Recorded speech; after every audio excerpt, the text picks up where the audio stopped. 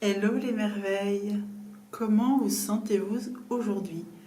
Comment vous parle votre corps? Quel miroir de vous-même avez-vous en ce moment? Plutôt agréable, pas agréable? Dites-moi en commentaire. Aujourd'hui, j'ai envie de vous parler des archétypes du féminin et du masculin dans leurs extrêmes, dans leur superficialité. Est-ce que vous savez ce que c'est un archétype? Peut-être pas.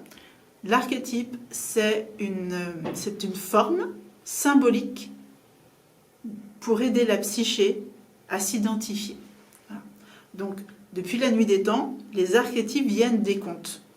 Les contes, que ce soit tout ce qui est Hercule, avec les Grecs, Zeus, les dieux aussi, parce que les dieux sont des archétypes aussi, des représentations de quelque chose pour notre psyché. Il y a les déesses, il peut y avoir des personnes qui nous ont inspirés, c'est un archétype aussi, comment je me retrouve en fait dans ce que représente cette forme, cette personne, cette identité, cet archétype. Voilà.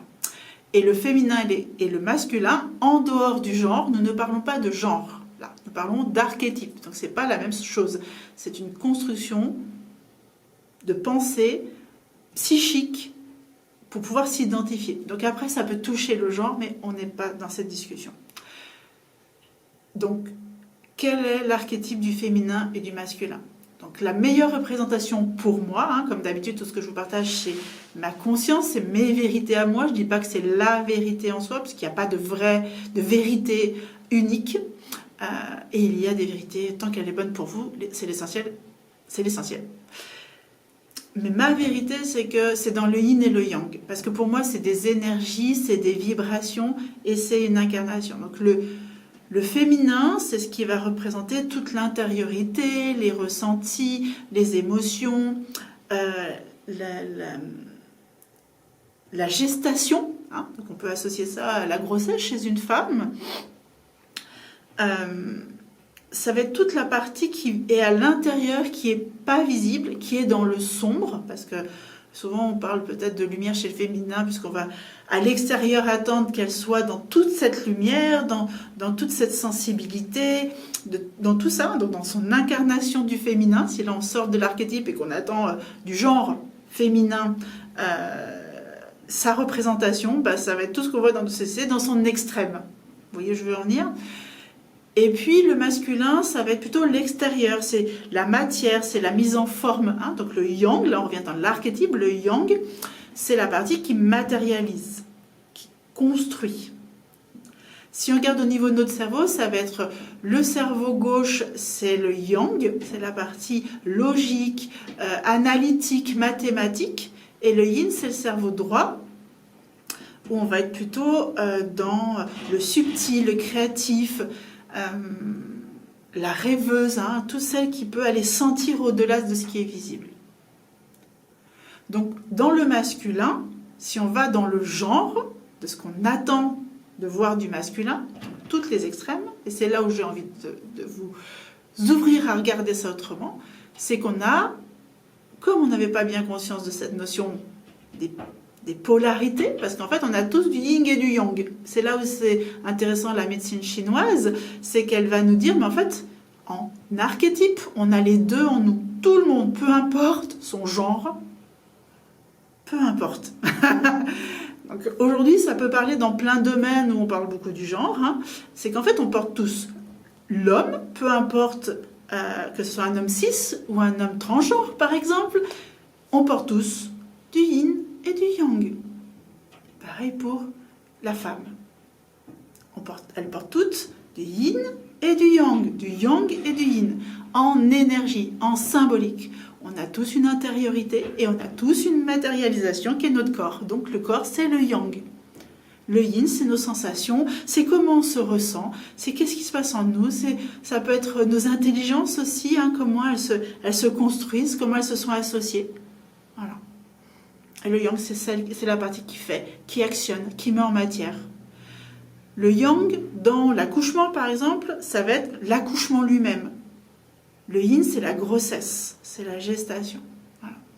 Et aujourd'hui, on est une société qui est restée sur les apparences, puisque nous n'avions pas toute cette conscience, parce qu'on arrive à nommer tout ça, parce qu'on a étudié depuis des millénaires, on y a mis du symbolisme justement, et petit à petit on y a mis de la science qui est venue soutenir le symbolisme tout en lui redonnant un sens concret et profond. Hein, voilà. Et aujourd'hui, on peut être plus rationnel tout en prenant en compte les deux parts. Parce qu'avant, on était rationnel d'un côté et extrême de l'autre, et ainsi de suite. Hein. Donc, aujourd'hui, il y a vraiment cette richesse. Et donc, s'intéresser à nos archétypes, c'est apprendre à se regarder soi-même. Juste que dans la société, on continue à fonctionner dans les extrêmes, la superficialité de ces archétypes. Et pour le masculin et le féminin, on tombe dans ces extrêmes-là. Donc une femme doit ressembler à ça, un homme doit ressembler à ça. Le féminin, c'est que la douceur, le masculin, c'est que la force et la puissance.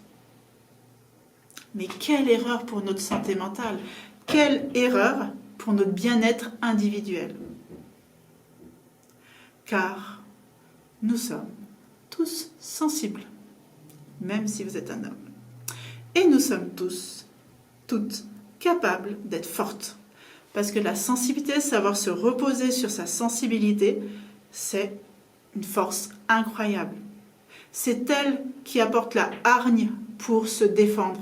C'est elle qui met en place les limites pour exprimer que c'est trop. Ce n'est pas le rationnel. Parce que si on regarde aujourd'hui dans notre rationnel, les limites sont clairement pas définies. Il n'y a pas de respect du corps individuel et de la différence et de la singularité de chacun. On veut encore contrôler l'autre pour qu'il soit comme et ça nous rassure. Donc c'est la superficialité, c'est le mental, c'est le logique. C'est pas le cœur, c'est pas le sentir, c'est pas comprendre, c'est pas l'empathie ni la compassion. Parce que si on est dans ce monde-là, on va comprendre. Alors quand on est trop dans le yin, trop dans ce monde sensible, qui comprend les autres, qui dit c'est normal, moi aussi je sais ce que c'est la souffrance, le pauvre, c'est aussi notre société. Ça, c'est la superficialité du féminin. C'est l'hyper-émotionnalité. C'est avoir de la peine pour tout. Oh là là, mais le pauvre, mais faut comprendre. Par contre, on laisse faire des comportements inappropriés. Donc je ne sais pas si vous entendez combien ces extrêmes ne créent aucun cadre, aucun équilibre. C'est toujours un jeu de extrêmes. Voilà. Et du coup, il y a beaucoup de souffrance de l'être humain. C'est aujourd'hui notre santé mentale qui en pâtit. Parce que nous avons pu analyser, nous avons exploré les émotions, nous les avons jugées, nous avons jugé les deux parties. Parce qu'aujourd'hui, le féminin a été jugé depuis la nuit des temps, et le masculin, maintenant, il prend dans la gueule. Parce que, il y a des endroits où c'est pas encore complètement compris non plus. Mais n'oublions pas qu'on a les deux.